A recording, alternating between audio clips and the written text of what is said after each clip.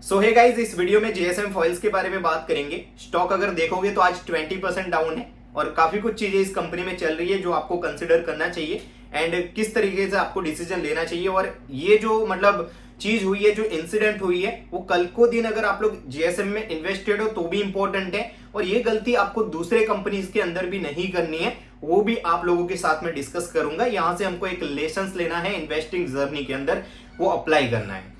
तो हुआ क्या है, जेएसएम फॉइल का जो स्टॉक है आज 20% डाउन है एंड अगर देखोगे पिछले 4-5 दिन में स्टॉक लगभग 24-25% डाउन है।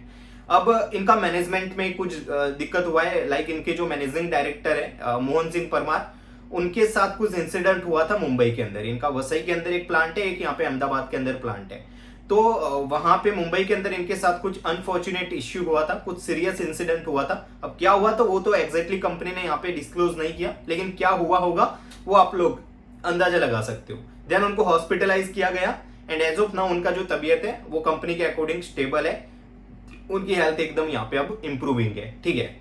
लेकिन अभी यहाँ पे सबसे बड़ा ट्विस्ट क्या है? सबसे बड़ा ट्विस्ट ये है कि ये जो इंसिडेंट हुआ है उसके एलिगेशंस लगे हैं इन्हीं के वॉल डायरेक्टर के ऊपर, जिनका नाम है सागर भानुशाली। ये इंसिडेंट उनकी वजह से हुआ है, ऐसा एलिगेशन है। अभी ये गिल्टी प्रूफ नहीं हुआ है कि इन्होंने ही करवाया है, लेकिन उनके ऊपर एलिगेशंस है और मुंबई की पुलिस ने इनको कस्टडी में ले लिया। इनके मैनेजिंग डायरेक्टर के ऊपर जो हमला हुआ उसके केस के सिलसिले में जो पुलिस है मुंबई की, उन्होंने यहाँ पे कस्टडी में लिया है किसको? इन्हीं के वॉल डायरेक्टर को, ठीक है। तो आप लोग अंदाजा लगा सकते हो कि जो मैनेजिंग डायरेक्टर हैं उनके ऊपर हमला करवाने का हमला हुआ या वी डोंट नो, ठीक है। लेकिन जो भी इंसिडेंट हुआ उसके जो तार है, उनके जो लिंक है वो कनेक्ट हो रहे हैं इन्हीं के वॉल डायरेक्टर के साथ। तो वो पुलिस कस्टडी में है अभी एंड आगे का जो भी यहाँ पे अपडेट होगा कंपनी शेयर करेगी। एज ऑफ नाउ कंपनी का कहना है कि हमारे जो बिजनेस ऑपरेशंस है उनके साथ इस इंसिडेंट की वजह से कोई भी दिक्कत नहीं हुई। हमारे जो सीनियर मैनेजमेंट है वो यहाँ पे ऑपरेशंस को हैंडल कर रहे हैं और हम लोग यहाँ पे ऑपरेशनल है, अभी कोई भी दिक्कत नहीं हुआ है हमारे ऑपरेशंस के अंदर। लेकिन ऐसी जब खबर आती है दोस्तों, आपको पता है मार्केट बहुत ज्यादा यहाँ पे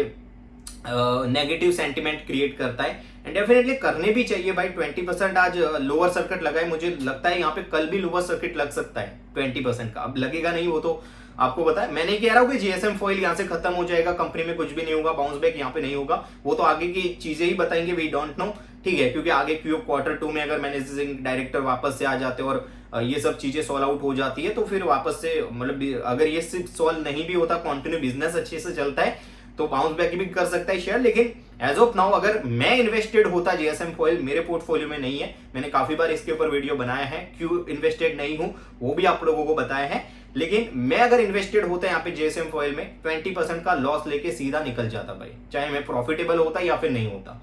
क्योंकि वी डोंट नो भाई, हमको अब अपना कैपिटल बचाना है। यहाँ पे आप ये सोच के नहीं बैठे रह सकते कि मेरा तो भाई 20% का लॉस कैसे लेके निकलूं मैं, या फिर 25% का लॉस कैसे लेके निकलूं। मान लो कि इसमें आप लोगों ने यहाँ पे, मान लो ये तो वैसे तो ऐसे नहीं है, इसमें ज्यादा ही आपको शेयर्स लेने पड़ते हैं, लेकिन मान लो कि 1 लाख का आपका इन्वेस्टमेंट है, आपके 20% आपके बाइंग प्राइस से शेयर डाउन है, एक ही दिन में 80,000 आपका कैपिटल बचा हुआ है। आप ये सोच के बैठोगे कि ये मैं 20,000 मेरे कैसे नुकसान लूं, आपके 80,000 भी कम होते रहेंगे। क्योंकि अब यहाँ पे सेंटिमेंट नेगेटिव है। मैं नहीं कह रहा हूं कि अभी यहाँ पे नेगेटिव ही रहेंगे, आगे जाके कुछ भी हो सकता है, वी डोंट नो, ठीक है। लेकिन यहाँ पे हमको लॉस बुक करके निकलना पड़ेगा। क्यों निकलना पड़ेगा? वी डोंट नो कि आगे फर्दर क्या होने वाला है इस कंपनी के अंदर, ठीक है। तो हमको तो यहाँ पे हमारा कैपिटल बचाना है और कंपनी से रिगार्डिंग कोई भी बड़ी नेगेटिव न्यूज आती है और आप फिर उसका थोड़ा सा एक आपको उसका थोड़ा सा ऐसे हिंट भी मिलता है ना, तो वो कंपनी में दोस्तों आप लोगों को निकल जाना है। मैं स्पेशली कहता हूं क्योंकि ये जो मैनेजमेंट है, रेगुलेशंस वाले जो दिक्कतें हैं ना,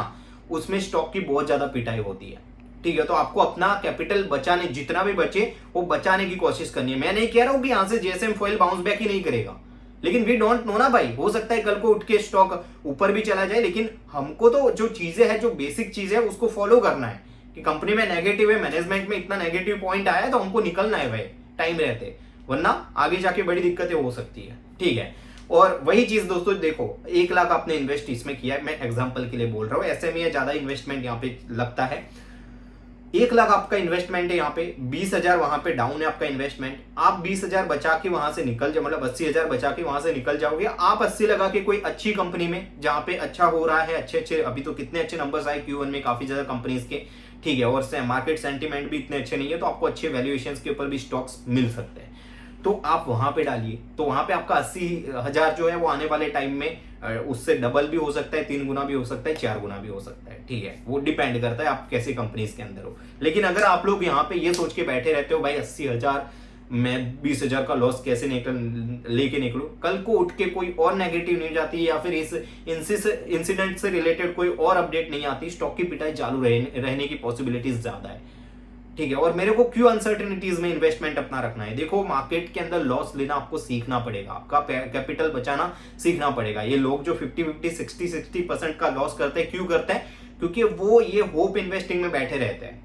होप लेके बैठे रहते हैं कि स्टॉक का जो प्राइस है वो बाउंस बैक कर लेगा यहाँ से, वॉटएवर। भाई मैनेजिंग डायरेक्टर ही हॉस्पिटल में है, उसके वॉल डायरेक्टर के ऊपर एलिगेशन है, पुलिस कस्टडी में है, तो ऐसे कंपनीज का आपको लगता है नियर टर्म में कुछ हो सकता है? हाँ, हो सकता है आने वाले टाइम में चीजें ठीक हो जाए, Q2 के अच्छे नंबर्स लेके आए कंपनी और कुछ अच्छे अपडेट्स आए, तब आप लोगों को वापस से वहां पे जाना है तो जा सकते हो।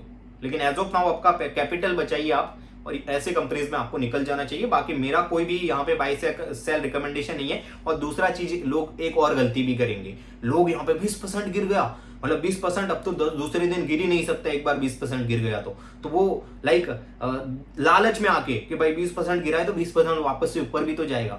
भाई ऐसा नहीं होता है, ऐसे स्टॉक मार्केट नहीं चलता, इतना सिंपल नहीं है मार्केट।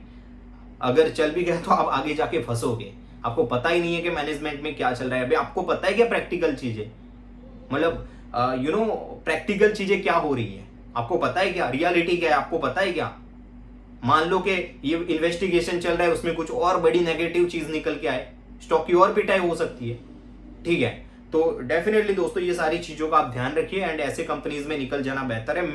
मेरी जो भी दोस्तों, मैं अगर किसी कंपनी में इन्वेस्टेड हूं, मेरी टॉप होल्डिंग भी है, अगर उसमें थोड़ा सा भी ऐसा मतलब थोड़ा हिंट भी आता है नेगेटिविटी का, स्पेशली मैनेजमेंट के नेगेटिविटी का, मैं निकलने का करता हूँ। बिजनेस फंडामेंटल हो चाहे जो रहे, या फिर मैनेजमेंट में कुछ दिक्कत लग रही है मेरे को, मैं निकल जाता हूँ वहां से। तो ये डिसीजन आपको भी लेना है। बाकी होप के वीडियो हेल्पफुल आपके लिए रहा होगा। आपके कोई डाउट्स है तो कमेंट्स बॉक्स में पूछ सकते हो। बाकी सभी जो नए कंपनीज है, जो अच्छे नंबर्स आ रहे हैं, उनके वीडियोस हम लोग अपलोड कर रहे हैं, जाके देख सकते हो। आज सैडोफैक्स और GNG इलेक्ट्रॉनिक्स का वीडियो भी आपको जल्द मिल जाएगा। आज मैं GNG का दे दूंगा लेट नाइट तक, एंड सैडोफैक्स का आपको परसों मिल जाएगा, ठीक है। So that's all, thanks for the watching.